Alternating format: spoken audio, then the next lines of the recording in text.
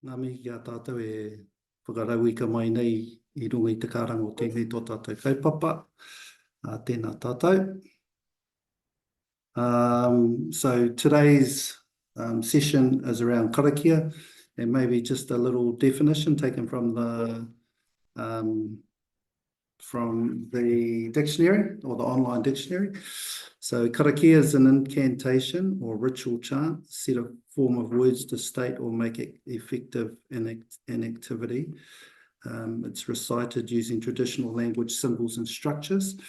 And today I wanted to focus on the karakia that we're using here at Te Herenga Waka, or a couple of the more common karakia, and just make some comments on that. So kia ora tātou. So following the custom that's usual for Māori gatherings or on kaupapa that are important, then we start with karakia, and this little karakia as a start for us. So Mauri oho, Mauri tū, Mauri ora, kia tātou, haumi e, hui e, tai ki e. So at Te Herenga Waka, we're most likely to encounter karakia in Māori ceremony and ritual. And so some of those things might be like pōwhiri and tangi and other Māori events. Within meetings, often there's the beginning and closing karakia. So for academic board, for faculty, the faculty board, we are using karakia. Sometimes people will see it before food is eaten.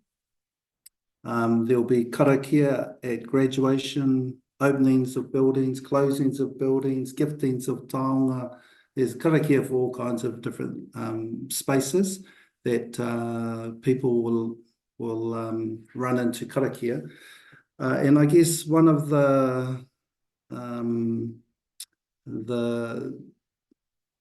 the ideas around it, or the likelihood of it occurring, is that the more important the occasion, then the more likely there is to be karakia. And so, yeah. So why? I think, first of all, there's a belief in a spiritual belief or a perspective that there's a greater force operating in the world, and you know, I'm talking from a Māori perspective, and there's an acceptance of not being entirely in control of everything that sort of happens, and so that limitation and that not knowing is a part of that, but also there's an understanding of the universality of our humanity and the way we are as people. And with that is this idea that, you know, there are some things that we share across nations and people, because people are just people, and we have our own ups and downs in life.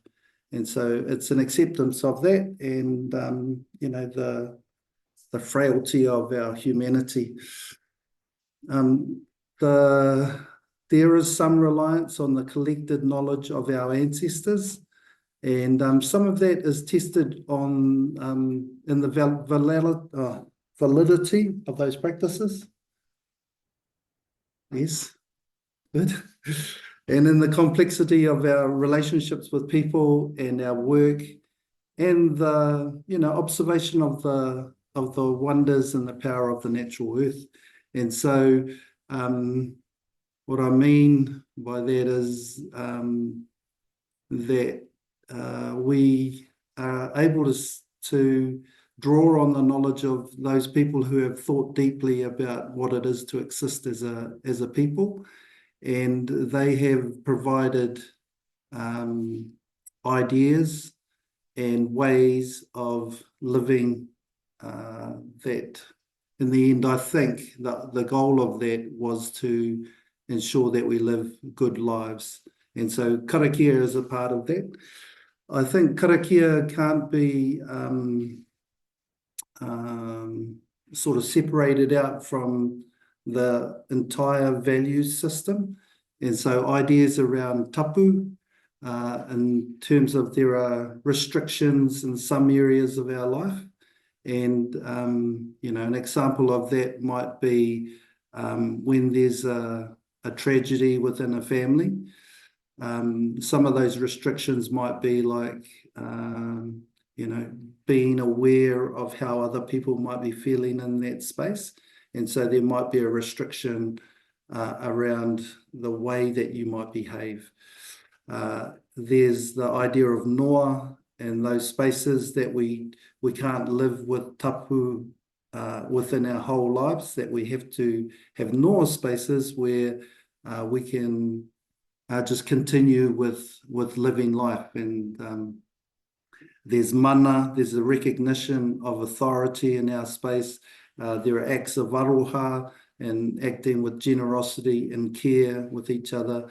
Kotahitanga, this idea of being unified and supporting one another, having some empathy for each other. And there's a whole range of values that go along those lines.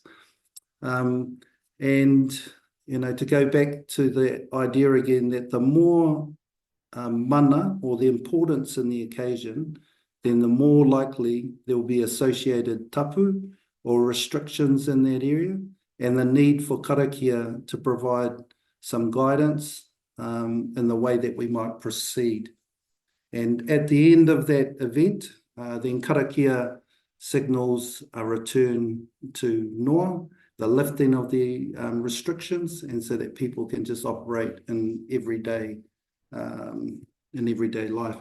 In my understanding of tapu and noa, neither of them are better or worse than the other. All they do is mark times and spaces to allow us to act in appropriate ways. So maybe we can talk about that a little bit more. Just some notes on karakia, and these are sort of done just in observing and listening and reading around these ideas. Sometimes there are instructional parts of karakia, and so refer back to to our starting karakia, this idea of Māori too, and Māori has its own meaning around the essence of life. And I was reading something recently that talked about that the Māori of, say, like a river, the water might be flowing in the river, but if there's no life in it, the actual life inside of it is the Māori of it. And so this idea of engaging the spirit, or the translation says Māori too, engage the spirit. It means, that we would engage those parts of us that sort of bring the things that we're involved in to life. And so engaging when this sort of the intention of the karakia, the intention of these words is to say, well, perhaps the issues that we're going to be discussing need us to engage as people to bring those things to life. Sometimes they're aspirational. And so, often you hear these words said, haumie, huie, taiki. And so being united in purpose. So they sort of express aspiration that when we enter into some things, that it doesn't mean that we'll all be in agreement with each other about what the things we're going to discuss, but the intention is that we're here to discuss to find the right way forward for us. So ideas of expressing what we want to see happen are often a part of that karakia. This idea of binding, and I've taken this out of the sort of closing karakia, this idea, whakairia te tapu, restrictions are moved aside. So that idea of often at the end of a meeting, and so some things may not have been decided necessarily in that space. Maybe there are a sense of people being unsettled, or there have been arguments that have happened in that space, and this idea of sort of binding those things and leaving them in a particular place. So if tapu has been awakened, then it might be, it would seem sensible in Māori thinking to sort of say, well, we've discussed those things, we feel different about them, but now let's leave them in one space and we can continue with our relationship in other spaces. And so that idea of maybe binding and keeping those things in their rightful place is that idea. And then the second part of that is sometimes it's about releasing people to move on to everyday activity, and a line from that second karakia, kia tūruki whakataha ai, to return to everyday activities. So allowing people to move from one space to another. And then just some sort of notes that sometimes there's this rhythmic part of karakia that, and I don't know whether it's just for Māori people who think it's rhythmic, but anyway, to me it's rhythmic, and often that's seen in some of the repetition. And so the starting karakia has this mauri oho, mauri tū, and that particular karakia comes from a wider use of those sorts of ideas. We go mauri tū, mauri ora, mauri roa, mauri tapu, mauri, all of these sorts of things. And so there's a rhythm often inside karakia. And often that's those ideas of the repetition, but the repetition can also mean an expansion of the single idea within Māori.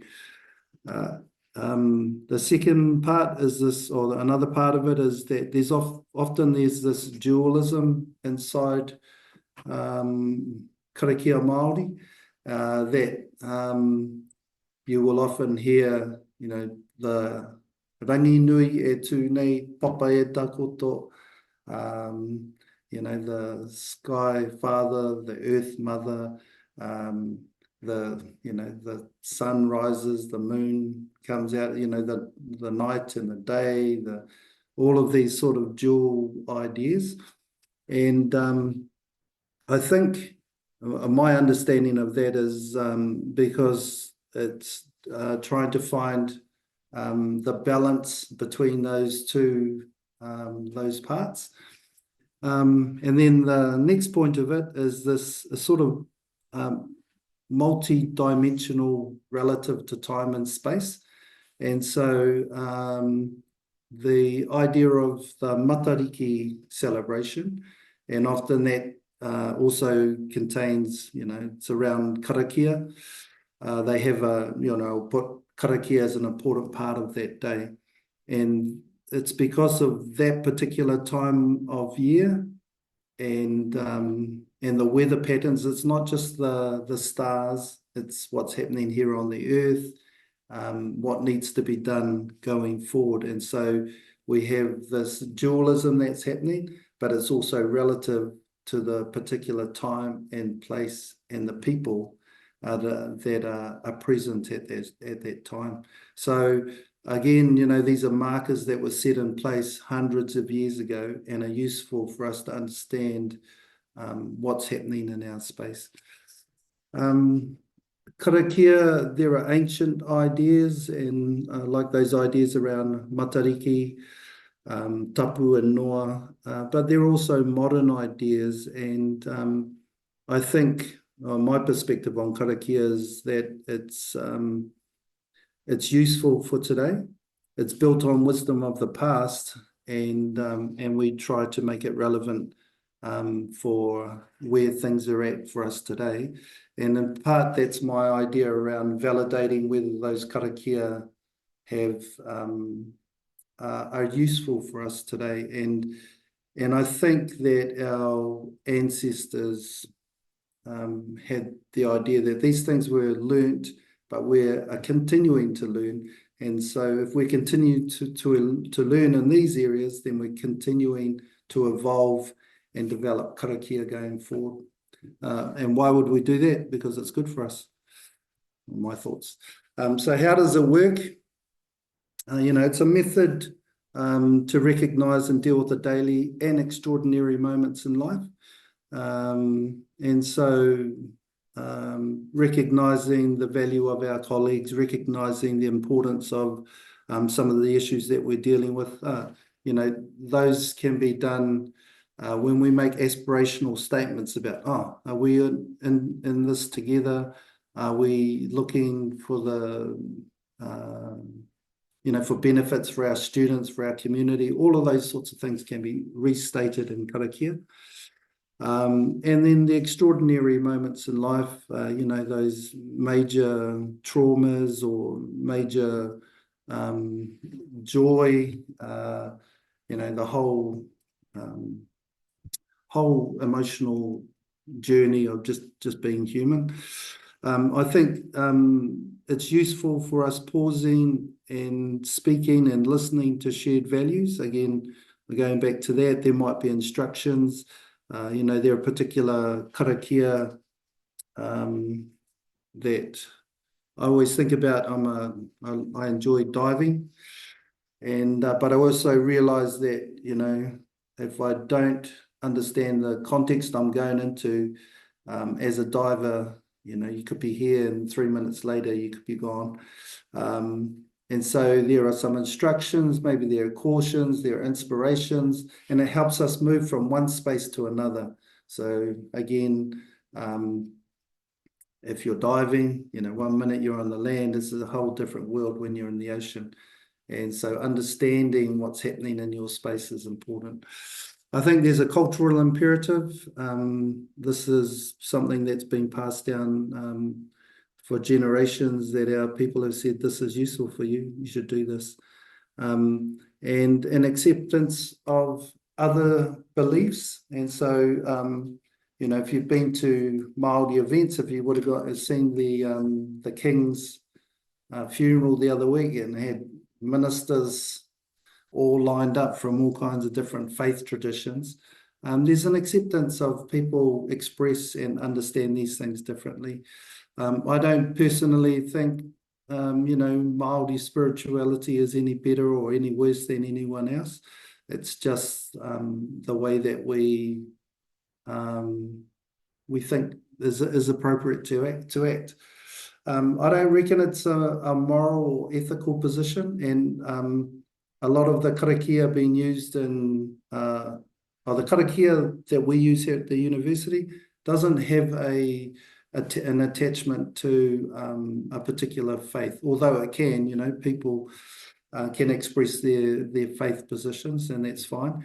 But myself, I understand that people might feel not particularly attached to Christianity or being Muslim, and not wanting to be offensive, but so often the karakia we're using are things that are non-denominational, or people don't feel like they have to lock themselves into a particular thing. Karakia can be used by everyone, and amongst Māori people, children are taught karakia, and everyone learns karakia for all kinds of different things. So it's available for everyone. And then, but there are some places and spaces that perhaps take more thought. And so when mana and tapu levels rise, people should be careful. And for some occasions, you should leave it to the experts. And I was thinking about there are some mental health issues, And, there are some beliefs that, well, there are spiritual things attached to those ideas, but also, and there might be karakia as a part of that healing process, but there's also room for experts to be involved in that space. And so, there were, I'm sort of reminded of that tragedy that was a few years ago when they were doing karakia and ended up, somebody was hurt because of the process. And so, if there's, as the mana and tapu rises, kia tūpato, be careful about what you're doing in that space. So anyway, there's a few thoughts. I thought we'd open it up, and if you have any general questions, then this first question, as a non-Māori, I feel happy to participate in karakia and other rituals for tikanga.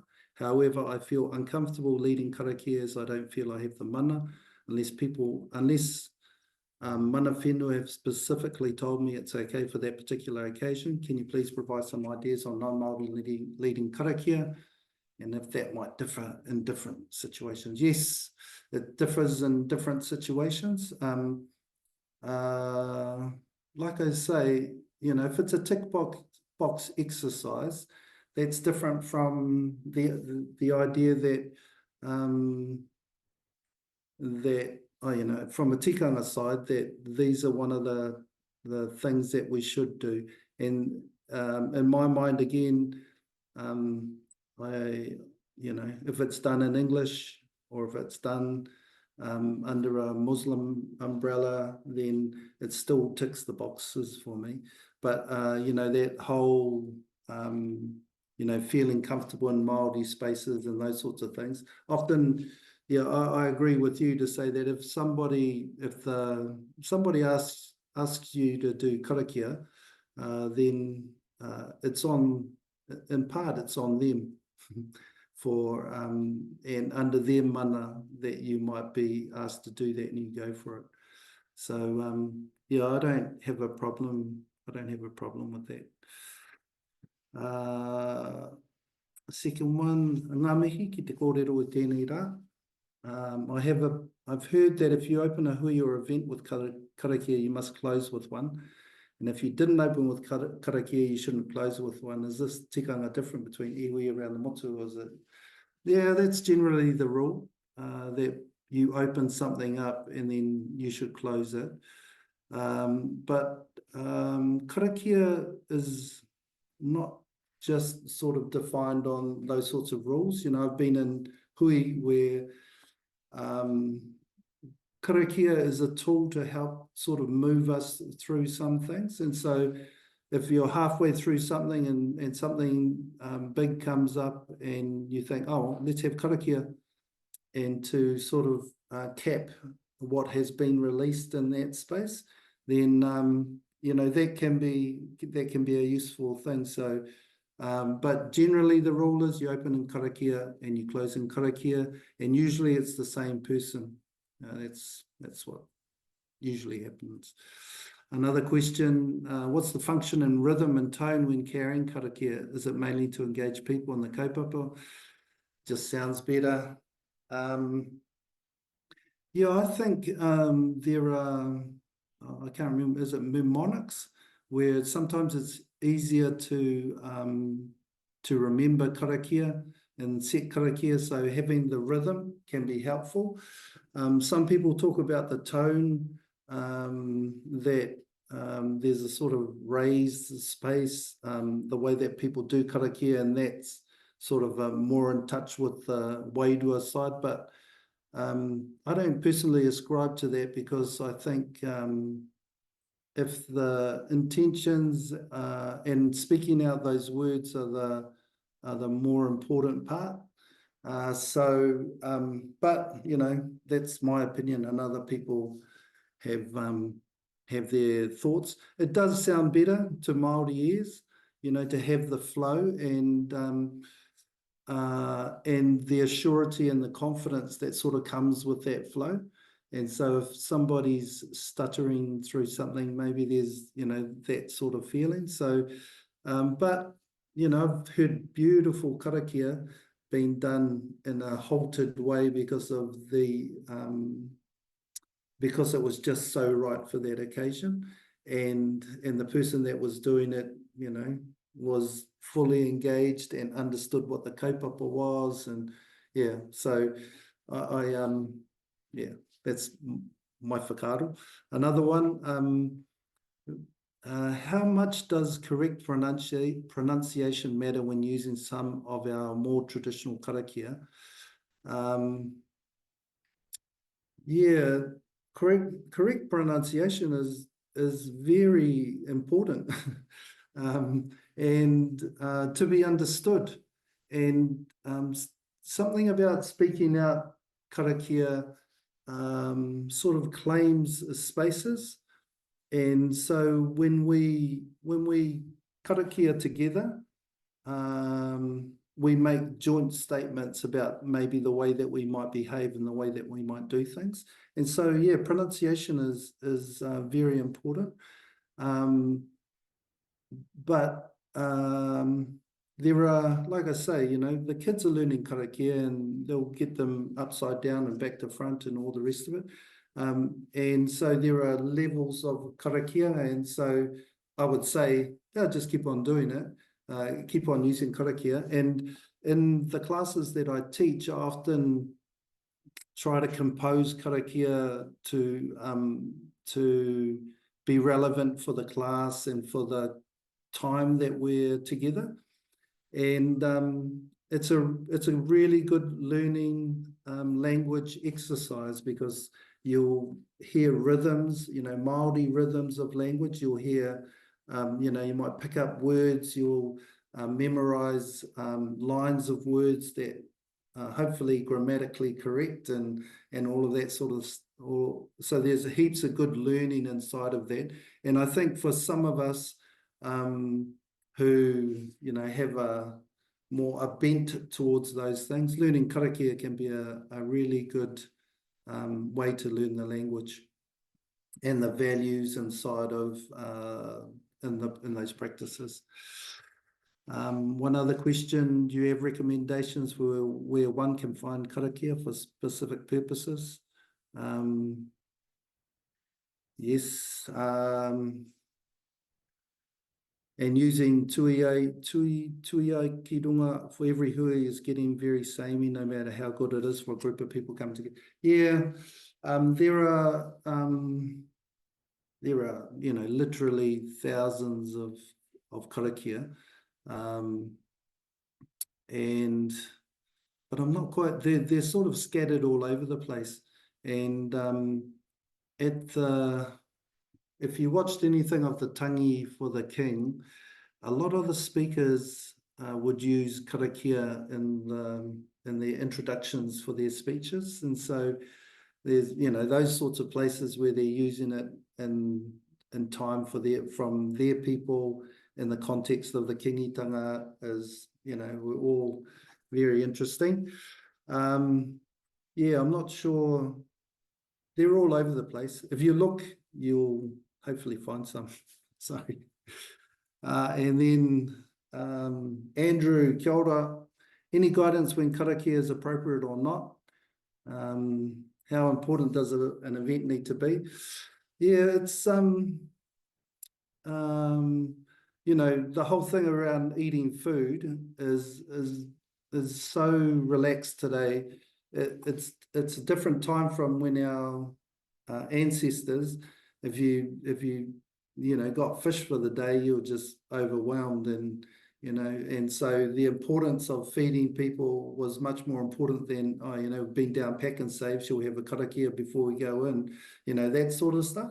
But if you were fishing to survive, then you definitely want to do a karakia.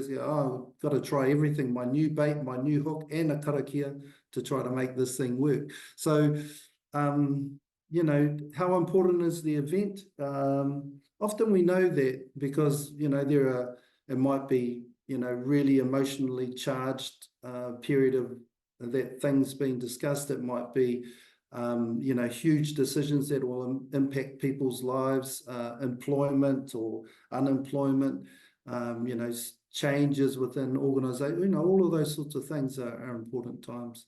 But yeah, knowing what the right karakia is, oh, well, that's another thing. And then the last question, when asked to do karakia at a hui and no one takes the opportunity, what is the best to do as not to offend anyone? Can I do it in my own home language, read Te Reo karakia, or rather have no karakia?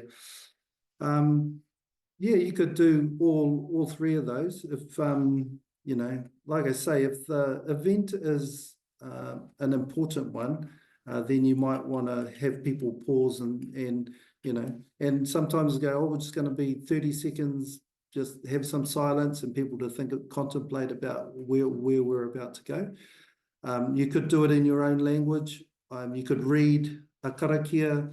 You know, I don't think, as we're learning these things, I don't think there's a wrong or right answer in there. But, you know, but if the meeting's about the photocopier, then maybe, you know, maybe you don't need a karakia for that one.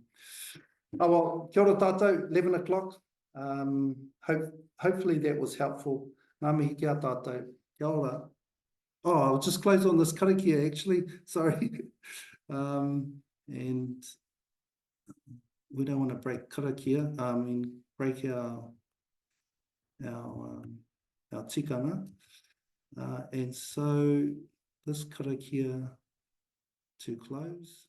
Whakairia te tapu kia wātea i te ara, kia tūruki whakataha ai, hui e, taiki e. Kia ora tātou.